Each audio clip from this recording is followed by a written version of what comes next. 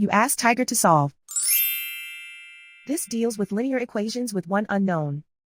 The final result is x equals -4/3. Let's solve it step by step. Simplify the expression. Break up the fraction. Simplify the fraction.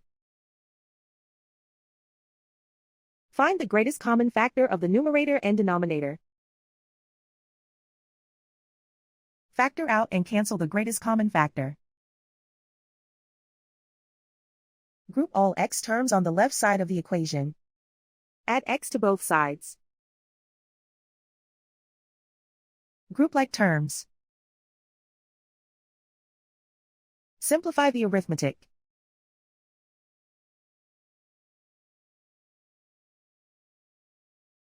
Group all constants on the right side of the equation.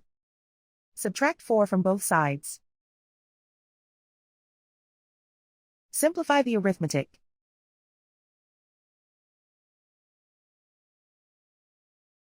Isolate the x.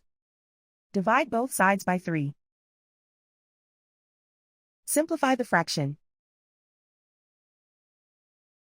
And so the final result is x equals -4/3.